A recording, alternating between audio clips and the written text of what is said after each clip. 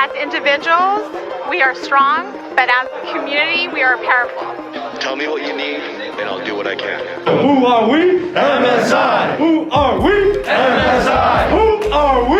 MSI. 3, 2, 1. What's up, familia? You already know this is Alan Ruelas. Most definitely, we are excited to have every single one of y'all here today. It's season 3, and we're gonna start off with a big bang. Most definitely, the name will speak for itself. Amigos, familia, I want to introduce you to a very special brother. In fact, this brother was the first brother I was able to meet here at Cal State Fullerton, and I think it's important to know because I'm about to give him his flowers. But enough about me. Let's go ahead and let Alexis introduce himself. Hello everybody, my name is Alexis Garcia. As Alan mentioned, I was the first one to meet Alan, and since then it's been great. Great relationship we've been building. But yeah, a little bit more about myself is I'm a double major here at CSUF, political science and illustration. Yes, so there's just too much to unpack, everybody, and I think it's important to note that it's season 3. We made some investments on my end because, we want to provide the best for our brothers, and most definitely, we focus on elevating whatever major we have. So I'm excited to make this happen for everyone, and let's dive in real quick into checking in how Alexis is doing today. I'm doing pretty good. How about yourself, Alan? Well, yeah, no, I'm doing fabulous. That's what I do. But the typical question here, because we care about mental health like that, go as deep as you like, but how are you really doing, Brother Alexis? Admittedly, I've been pretty busy. I'm sure this will come up later in the interview as well, but right now I'm currently involved with Mecha de CSUF, el Movimiento Estudiantil Chicano de Aslan. What is that? It's a student-led political organization here on campus that seeks to further the higher education of the Chicano community. Mm-hmm. And that can be done in various ways, and the whole planning of the semester, the events, general meetings, that has been a little bit hectic, but thankfully we've done a lot of progress in that. And yeah, I think that's the thing that's been keeping me busy, all my affiliations on campus. I could definitely feel that as well. Yeah. We've been real busy, but I think that it's been a good sense of purpose, motivation, and also a lot of community investment, if you will, la cultura. So if you're interested, we have our Instagram page available for everyone, and also we'll get more in that conversation hopefully sooner rather than later. Let's go ahead and ask you an important question, you know what I mean? I think that for every brother here, we're starting a new semester. Would you agree or disagree that each semester is the same? I would disagree. Not every semester is the same. There you have it, folks. That's your headline, all right? You gotta be consistent with certain things, to keep your grades up. But no, the classes are different. First of all, the professors are always going to be different. The classmates are going to be different. You're not going to be seeing the same faces. It's not high school or middle school. We're in college now. So every time I feel that you come into a new semester, you have to adapt a little bit to your professors and the new environment that you're in. Yeah, I definitely agree with you. Most importantly, your classes, because your grades, Yes. And then professors. If you're watching this, I got a bone to pick, but we'll talk about that another time. But I definitely do agree. Each semester is different.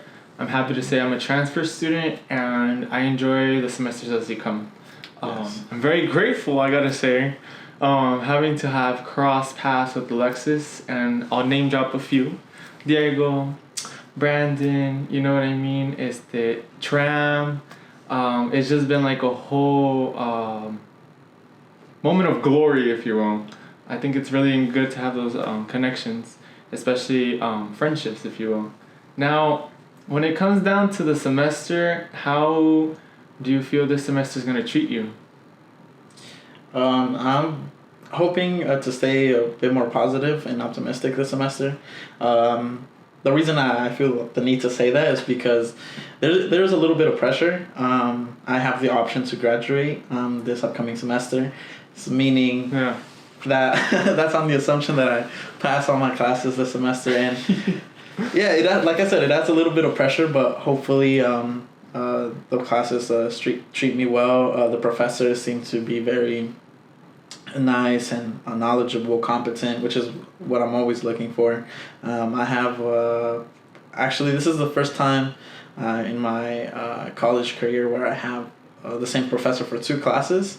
His name is Shevchenko. He's teaching me national security and American foreign policy, and those classes have been pretty interesting. Honestly, I've been learning a lot despite it being only the 3rd week. So far it's been pretty cool. Graduation. I feel you on that too. I mean, it's definitely added pressure, but you know what they say about pressure, Alexis, you know? They build diamonds. Yes, they build diamonds. I mean, I think another point of conversation, Diego Lara was asking, you know what I mean? What has made you the person that you are today? And I know that's a very deep, layered question, but we are invested. You know, a lot of brothers and a lot of people on campus are familiar with who you are, and I think it's only worthy to give them a little ounce of what that looks like, you know? What makes you you? I think what makes me would be my communication above everything. I think I'm a pretty vocal I'm gonna cry. I think I'm a very vocal person about what I would like, what I'm interested in.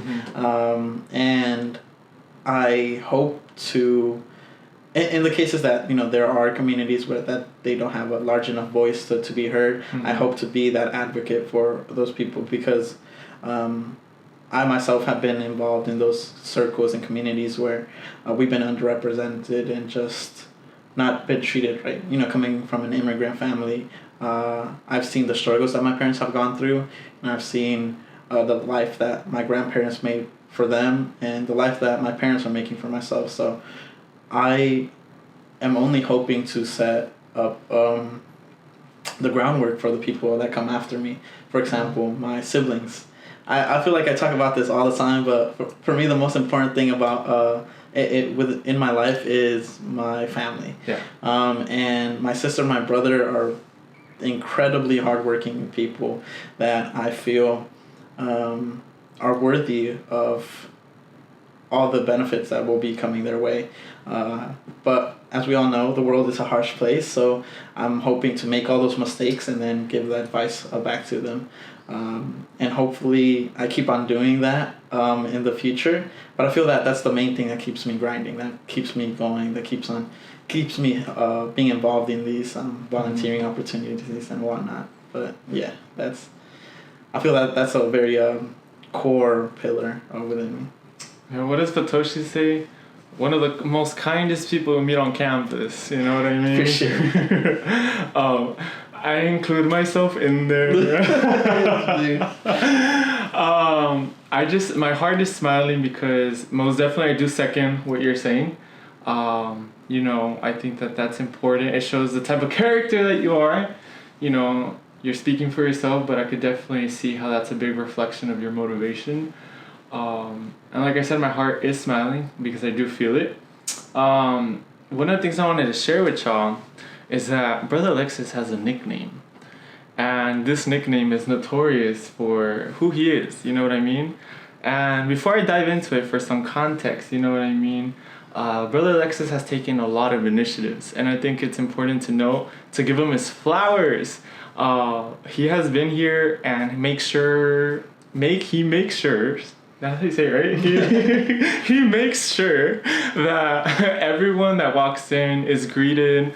I'm pretty sure that a lot of brothers who have been able to graduate will be able to speak on, you know, Alexis for who he is as an individual. We're both student leaders here, and it's a testament to our efforts, especially who Alexis is.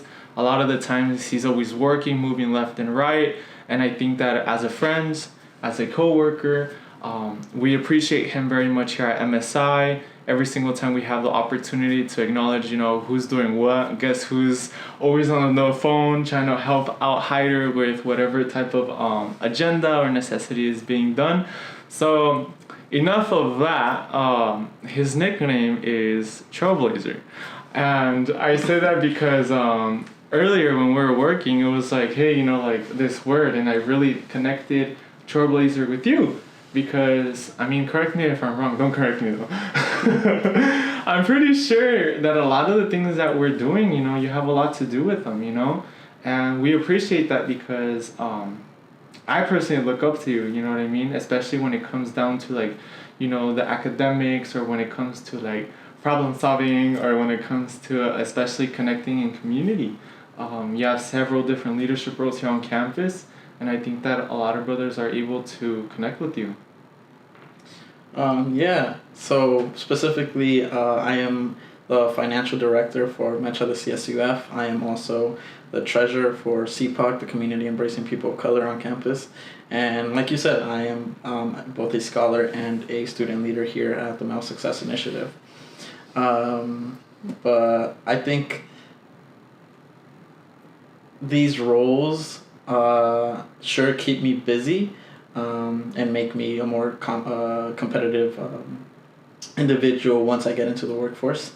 However, I feel that you and I both share that passion for helping our brothers out. I'm sure you have gone through struggles in your classes and your time in general here at CSUF, and I have gone through that as well.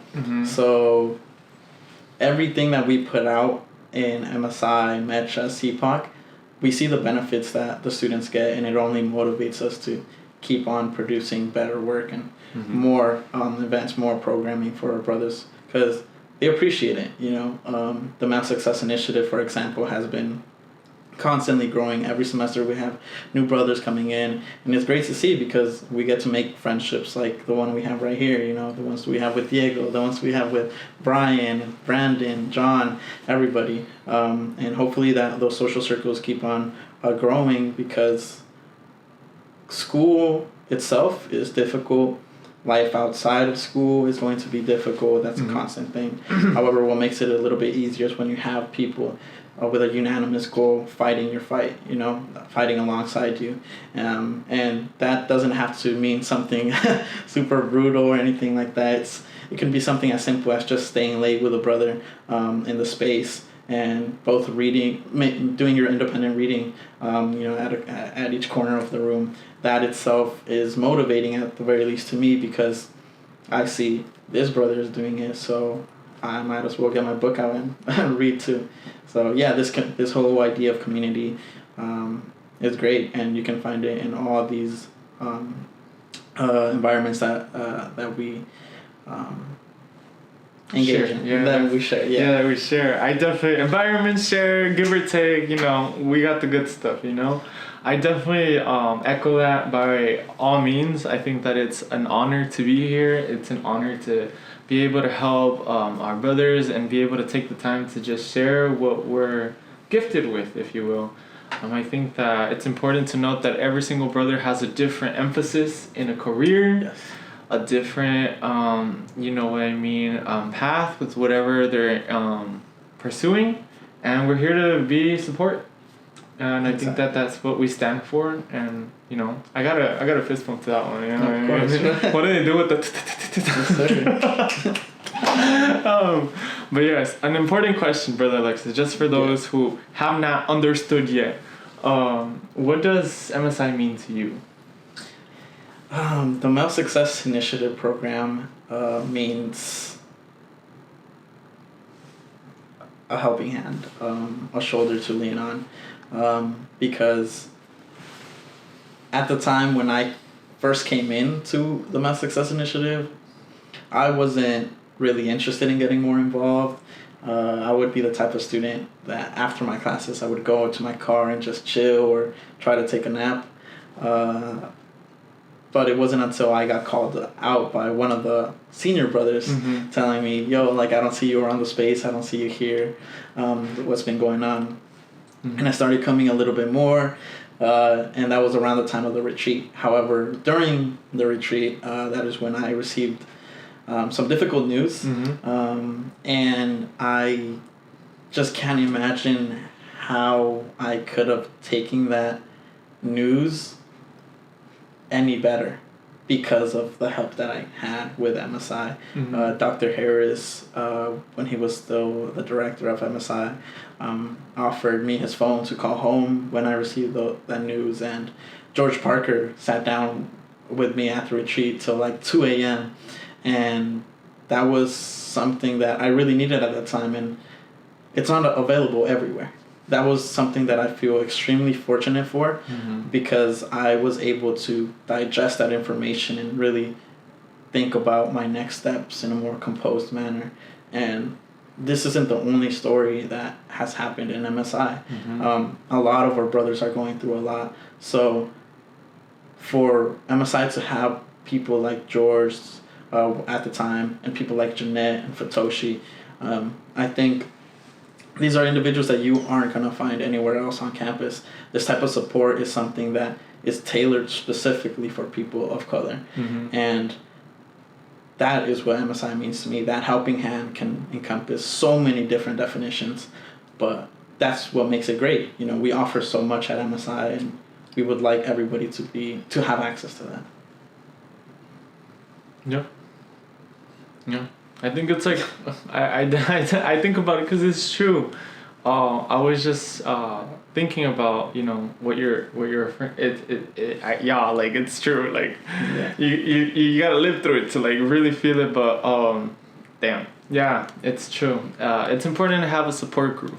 And I myself, you know, when COVID was happening, you know, like, I received some news as well, and it was like, you know, thankfully I had MSI somewhere of support to, what was the word you used? To have composure. Yes. With such difficult news. And I say that because regardless, it's just kind of like, we could be as strong as possible, but there has to be a point where we're allowed to be vulnerable.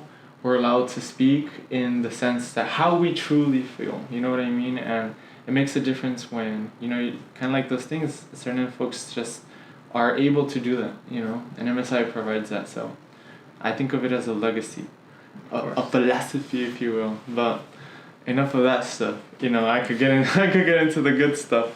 I think that it's also important to note that you're very talented, Alexis. Thank you. And I say this because now let's open that box of Pandora. Of course, we see your work every day, whether that be with, you know, doing, you know, the actual brother to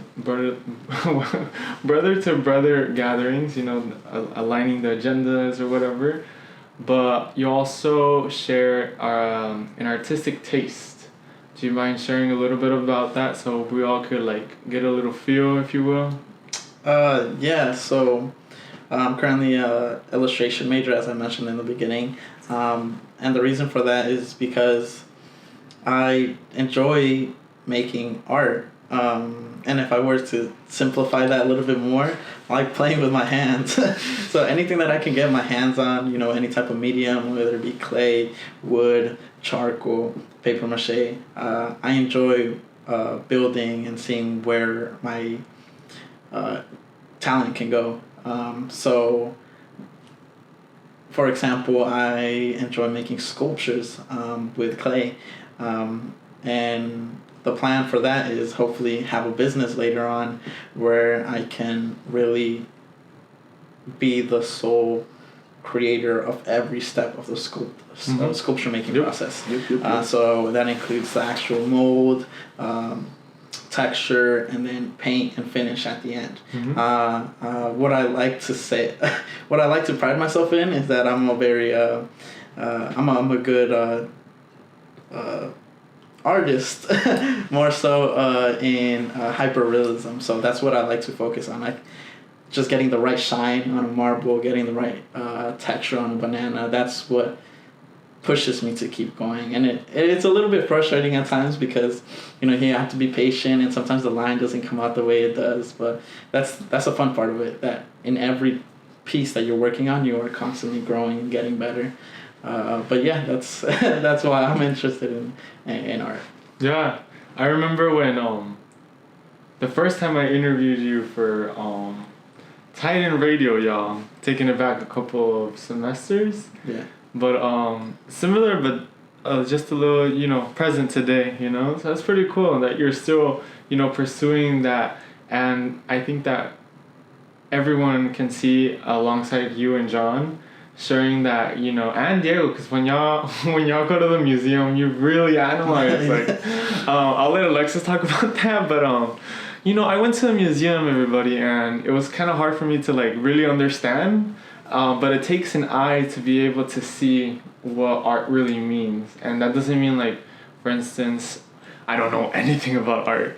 It's just more so like some folks, this is what they breathe, But what does when we went to the museum, what does it mean to you when you see a body of art? In this case, a portrait that you're like staring for a couple of minutes, what does that resemble to you? The first thing I think about, honestly, when I'm looking at these portraits, most of the time I'm looking at, for example, neoclassicism. Yes, write it down, yeah. Write it down. We're in class, like, hold on. When I look at paintings like Jean-Jacques David, I feel that it is impossible to replicate the type of art that they did, because these are the types of artists that would have to paint the portrait of these great political leaders. Just for example, Napoleon. Mm-hmm. If you are faced with one of the most powerful people in the world at the moment, this person is tasking you to paint them a portrait, that's a lot of pressure, because this person has all the power in the world. And so when I see these portraits at the museum, I'm just in awe, because it isn't just about the painting technique, because the painting technique itself is just amazing, but it's the pressure and the context that you add to that painting, because a lot of these paintings from the past have a bunch of metaphors and layers that you can uncover, and you can really get lost in the meaning. But even then, I passed over the fact that their painting techniques are just amazing, but these are artists. The type of artists that I look into are the artists that have gone through years and years of academy and still didn't lose that passion at the end to create their own works. There are, for example, the Impressionists who did go to school and then perfected that technique that the professors asked of them, and yet didn't like it. So then they went out of their way to create impressions of what they're supposed to be making, and it just boomed. And we look at Impressionism now, and it's like, wow, like who could have thought of that? And it's just people challenging the norm, the orthodox, and breaking out of that box. So when I go to the museum and I see stuff like that, the context is what makes the art. Oh wow! Yeah, it's great. I understood that, yo. I understood. That's so good. I have another question for you. Yes. What's your opinion about, or do you agree or disagree with, the beauty is in the eye of the beholder? The idea of like art is subjective. It really is. Art is period subjective in the truest form, because not everybody's gonna like what you like. If somebody were to look at, for example, some ukiyo prints, these are old traditional Japanese prints, you would see it as just simple layering of a bunch of figures or forms on a single canvas. And it doesn't have the traditional blending of paints how you see with oil paints or anything like that. So somebody who really dives deep into the technique of oil painting isn't really going to see those same techniques in these prints. Yet these prints are equally amazing for another viewer, because I, for example, love the ukiyo prints of the Great Wave. I was just talking to you earlier. I remember this. Yeah, I was talking to you earlier about the Doc Martens that came out, and they have the Great Wave on there. Okay. And those shoes, I can see why people would think they're ugly, but shit, I want them. That's what I mean. That's what you like. Yeah, like art is subjective. Not everybody's going to like what you like, but that shouldn't matter, because there's so many people in this world. If you want to share your art, there's bound to be somebody that likes your art. I agree. I wholeheartedly agree, and I think that's very symbolic. I think of even like personal choices about like things or your careers or stuff like that. That's why this man is so wise. He's just so wise, y'all. He's just I'm fangirling. Oh my gosh. But overall, I think that, one of the, final questions here today would be more so, we have new brothers, and I just really want to highlight Brother Leo. Oh my gosh, every time I think about Leo, it's just like, it puts a smile on my face, but I think it's a good reflection of like, the younger brothers coming on in, fulfilling leadership roles or doing things here on campus or in their personal lives. Very gifted, like Eric Brown, doing the social media, that's so cool. And, it just goes to show what, MSI brings to the table. Yes. I think that the platform is yours. Is there anything that you would like to share, with the brothers, or something that you just want to say? Think of this of like Avatar, the first movie, and then he's like grabbing the camera. He's like, I don't know what to do, but I guess I'm talking to the camera. But you can tell me, and then I'll tell them. Sure. So what you're asking me is just some final words for the brothers. Yeah. Thank you. Some final words for the brothers is, well, firstly, appreciate your support. Appreciate you, everybody who has benefited from MSI. That seems like an odd thank you, but no, really. The fact that people are still populating the Male Success Initiative Center helps out everybody, because it just keeps on providing proof that this is a program that works. So yeah, thank you for that. And for anybody who is considering getting more involved with organizations like MSI, just stop considering and do it, because there's little to lose when you get involved on campus, and there's so much to benefit from. I know, Alan, you have been involved in a lot of leadership roles here at CSUF and even before then, so I'm sure you can attest to that you have received a lot of benefits from these roles and can only see the same for your peers. So yeah, get involved, ask around. I'm always here. Alan is always here. We're always able to help you out in whatever it is that you may need.